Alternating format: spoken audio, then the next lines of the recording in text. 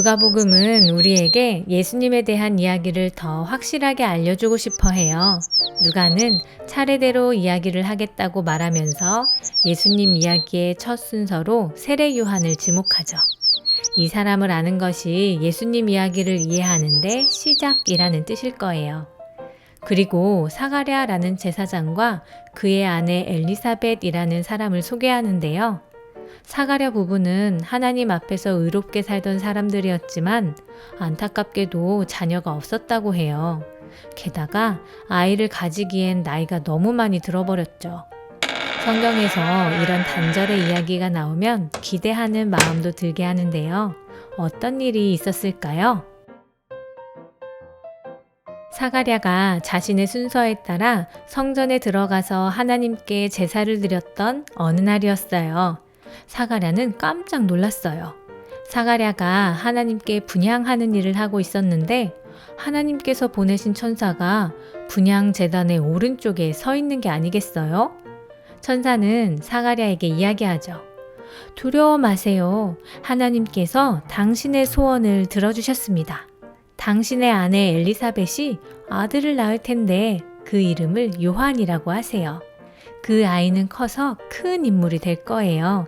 많은 사람들을 잘못에서 돌이키게 하고 주님이 오시는 것을 준비할 것입니다. 사가랴는 천사에게 말했어요. 아이를 가지기엔 우리 부부는 나이가 너무 많습니다. 그러자 천사가 대답해요. 제 말을 믿지 못하는군요. 그렇다면 증거를 하나 보여줄게요. 이 일이 이루어질 때까지 당신은 말을 하지 못하게 될 것입니다. 그날 이후 사가랴는 말을 하지 못했어요. 사람들은 성전 안에서 사가랴에게 어떤 놀라운 일이 일어났다고만 짐작할 뿐이었죠. 그 후 천사의 말대로 되었어요. 사가랴의 아내 엘리사벳이 임신했고 결국 부부에게 아들이 태어났죠. 당시 이스라엘 사람들은 아이가 태어났을 때 자신의 집안 사람들의 이름 중 하나를 골라서 아이의 이름을 지었는데요. 그런데 엘리사벳은 아들의 이름을 자신의 집안에 없는 이름인 요한이라고 지어야 한다고 말했어요. 사람들은 엘리사벳에게 그런 법은 없다고 아버지의 이름을 따라 사가랴라고 지어야 한다고 말했어요.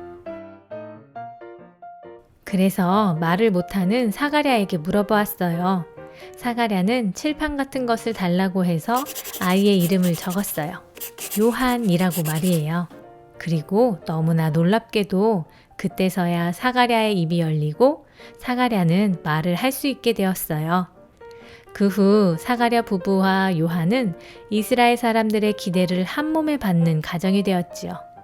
요한은 커서 사람들에게 자신을 이렇게 소개해요. 나는 예수님의 길을 준비하는 사람입니다.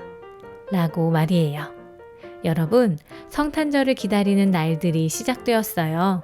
우리도 다양한 모습으로 예수님의 성탄을 준비하고 있죠.